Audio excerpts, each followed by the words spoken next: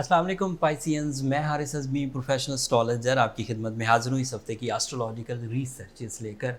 ये वीक जो 3 सितंबर से शुरू होकर 10 सितंबर तक जाएगा, अल्लाह ताला की तरफ से 2022 में आपके लिए हाई इमोशनल फ्यूल्स की वजह बनेगा। तमाम वो पाइसियन मेल या फीमेल जो अपने अंदर ड्राइनेस फील कर रहे थे, तमाम वो पाइसियन जो अपने अंदर एंगर फिट्स फील कर रहे थे, नॉन रोमांटिक बिहेवियर हो गया था, कंप्लेन लेवल इन्हेंस हो गया था, अक्सर ही झगड़ा रहता था, अक्सर ही शक पैदा हो जाता था। This is the real time जब नेचुरल सपोर्ट आपकी फितरत में स्पेशली आपकी इमोशनल साइड पर चेंजेस लाएगी। 5 सितंबर को वीनस आपके सेवन्थ एंगल पर आ जाएगा। Seventh angle is the angle of life partnership. Seventh angle is the angle of relationships.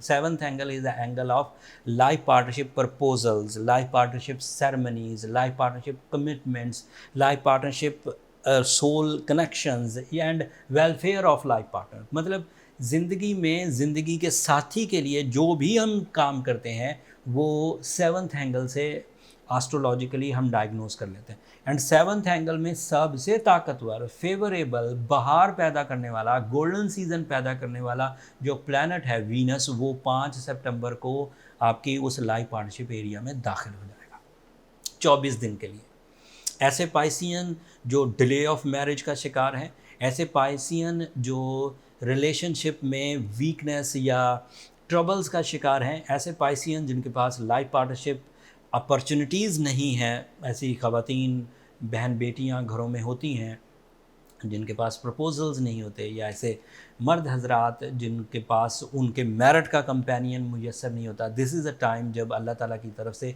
ये सीज़न है जिसमें कामयाबी मुयस्सर आएगी। इससे आप ब्यूटी लविंग होंगे, इससे आप रोमांटिक होंगे, स्पिरिचुअल होंगे, सैक्रिफाइसिंग होंगे, केयरिंग होंगे, फैमिली ओरिएंटेड होंगे एंड बिजनेस पार्टनरशिप ओरिएंटेशन या बिजनेस पार्टनरशिप सक्सेसेस भी इसी वीनस के सेवन्थ एंगल पर आने से मुयस्सर आ जाएगी। मज़े की बात यह है कि यहाँ वीनस अकेला नहीं है, सूरज भी साथ है।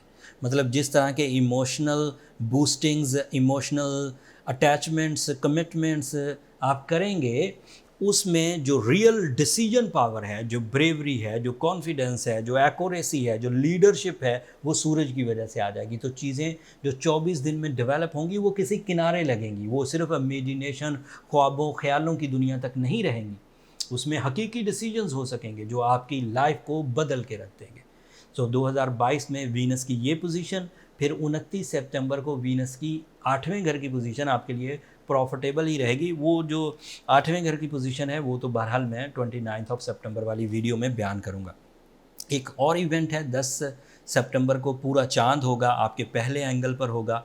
जब भी कभी फुल मून फर्स्ट एंगल पर हो तो वो डिफ़िकल्टीज़ पाइसियन जो बंदे के अंदर किसी नेगेटिव इवेंट की वजह से पैदा हो जाती हैं, जैसे एंग्जाइटी, जैसे ओवर थिंकिंग, जैसे नेगेटिव थिंकिंग, जैसे सेंसिटिविटी, जैसे नाराज़गी, ये वाले जो पहलू होते हैं जब ये फुल मून फर्स्ट एंगल पर हो तो इससे वो रिकवर हो जाते हैं एंड स्पिरिचुअल अट्रैक्शंस पैदा होती हैं। बंदे का दिल करता है कि मैं हकीकत पसंदाना रवैये से आगे बढ़ूं, टेम्पटेशन से बाहर आऊं, आर्टिफिशियल लाइफ से बाहर आऊं, झूठ या ख़राब दुनिया से बाहर आऊं और हकीकी ज़िंदगी में आऊं। ऐसा आपको 10 तारीख को, 11 और 12 को मुयस्सर आएगा।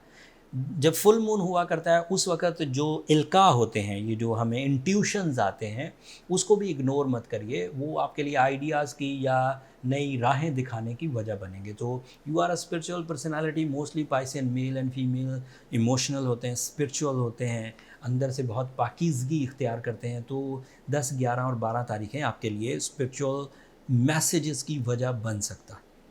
आपके लिए मार्स फोर्थ एंगल पर है। This is real time to invest in property, this is real time to change your house, this is real time जिससे आप अपनी घर की ताज़ीन व आराइश कर सकते हैं एंड ज़िंदगी में गैजेट्स के साथ सुख इख्तियार कर सकते हैं एंड साथ में बिल्डर हजरात के लिए ये गोल्डन सीज़न होगा जब तक मार्स आपके चौथे घर में।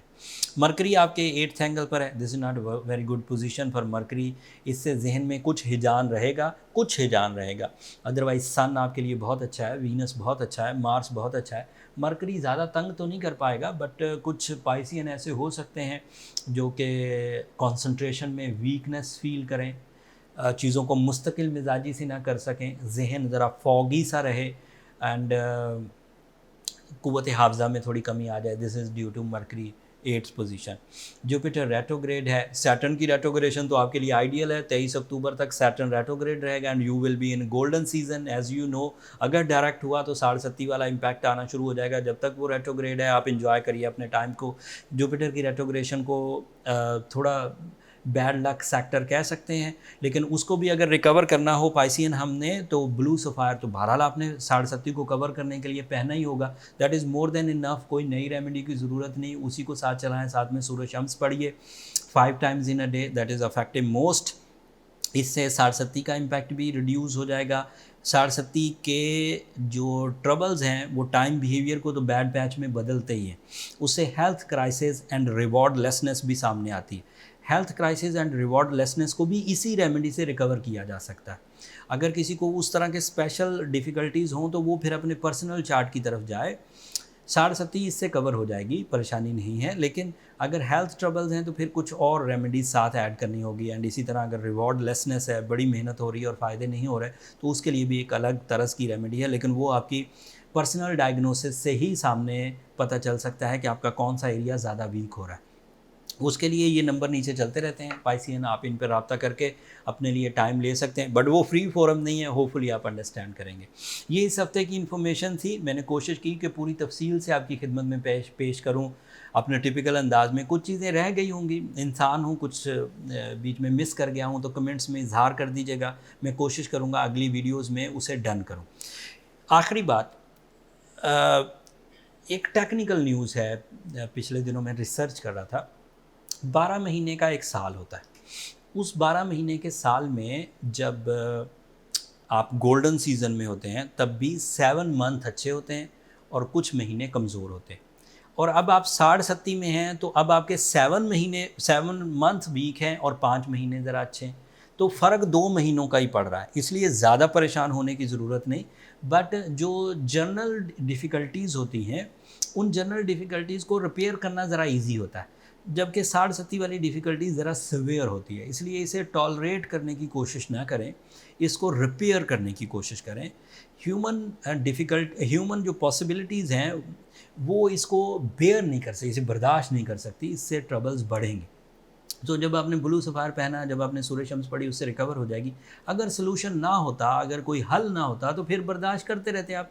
लेकिन क्योंकि हल मौजूद है, इसलिए इसे बर्दाश्त करने की ज़रूरत नहीं, इसे काउंटर कर दीजिए, मामला हल हो जाएगा। That's all. अपनी दुआओं में अब मुझे ज़रूर याद रखिएगा। पाइसियंस, आपकी दुआएं मेरे लिए बहुत अहमियत की हामिल है। एंड चैनल को सब्सक्राइब करना भी मत भूलिएगा। आपकी सब्सक्रिप्शन हमारी हौसला अफजाई की वजह बनती है, मेरी तो बनती है, मेरी टीम भी के जोशो जज्बे में बहुत इजाफा होता है। अगले हफ्ते तक के लिए इजाज़त दीजिए। अल्लाह।